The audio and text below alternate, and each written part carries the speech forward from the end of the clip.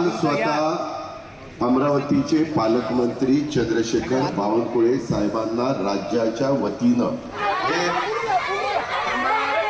Police बोलू द्या ना, राज्याचे मुख्यमंत्री देवेंद्र फडणवीस साहेबांनी चर्चा करायला त्यांच्यावर पाठवलेलं होतं।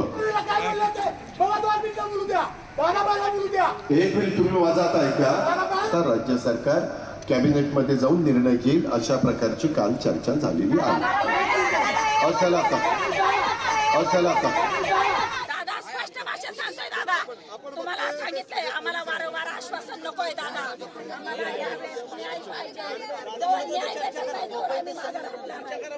देवाला जर काही झालं तर आम्ही दादाच्या सरकारला कधीच सोडणार नाही। आता तुम्हाला उचलायचं ना तर आमच्या अंत्ययात्रेची तयारी करून उचलायचं, तुम्ही अजिबात हात नाही लावायचा। आम्हाला तोड बंद करण्यासाठी पोलीस प्रशासन हे तत्पर असतं। या पोलिसांना सुद्धा लाजा वाटल्या पाहिजे। तुम्हाला सरकारी नोकरी, आम्ही 1,500 रुपयात जगायचं का? आम्हाला उचली तर तुम्ही तुमच्या घरी हाय का नाही आया बहिणी, त्यांना विचारा, एखादा अवयव गळ्यात बांधा, हात पाय बंद करून बघा, तुम्हाला 8 दिवस जगणं होतंय का? अमरावतीचे पालकमंत्री बावनकुळे सांगतोय की भाऊ तुम्हाला आम्ही समिती गठीत करू आणि मग न्याय देऊ, अन्यथा तुम्ही तुमचं आंदोलन परत सुरू ठेवू शकता। वारंवार आम्ही अन्नत्याग करणार नाही, एकदाच मरतो आणि मग बाकीच्या जनतेला न्याय देऊन जातो। जोवर आम्हाला न्याय भेटत नाही तर हे आंदोलन मागे हटणार नाही।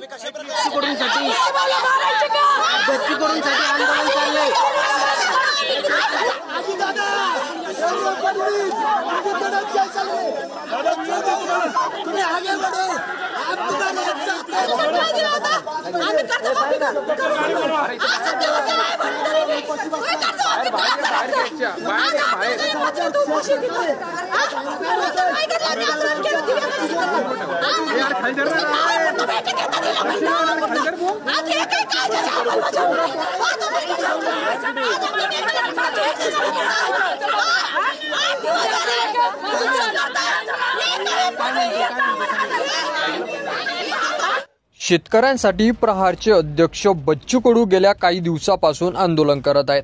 त्यांच्या मागण्या मान्य करा, शेतकऱ्यांना न्याय द्या अशी मागणी करणाऱ्या आंदोलक शेतकऱ्यांना अजित पवारांनी मगरुरीची भाषा वापरत हाकलून लावण्याची घटना पुण्यात घडलेली आहे।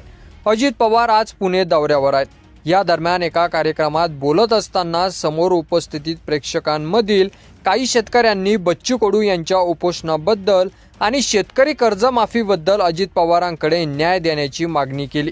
मात्र अजित पवारांनी कोणतेही समाधानकारक उत्तर न देता बाहेर काढा रे यांना अशा सूचना पोलिसांना दिल्या। सोशल मीडियावर याबाबतचा व्हिडिओ तुफान व्हायरल झालेला आहे। आज पुण्यातील एका कार्यक्रमात अजित पवारांसमोरच काही आंदोलक शेतकऱ्यांनी बच्चू कडूचे उपोषण आणि कर्जमाफीच्या मुद्द्यावरून अजितदादांना घेरण्याचा प्रयत्न केला।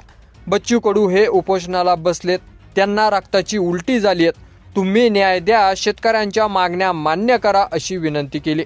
यावर उत्तर देताना अजित पवारांनी म्हटलं की कालच बावनकुळे बच्चू कडूला भेटलेले आहेत, परंतु आम्ही कर्जमाफी करतोच असं कोणतंही ठोस उत्तर त्यांनी दिलेलं नाही।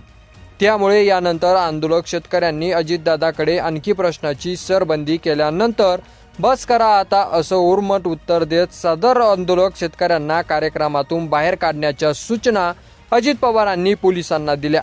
अजित पवारांच्या आदेशानंतरच पोलिसांनी शेतकऱ्यांना ताब्यात घेतलं आणि कार्यक्रमातून हाकलून लावलं। या घटनेनं संपूर्ण महाराष्ट्रात संतापाची लाट उसळलेली आहे। शेतकऱ्यांनी लोकप्रतिनिधीचा प्रश्न विचारायचे की नाही असा प्रश्न देखील या निमित्ताने उपस्थित होत आहेत।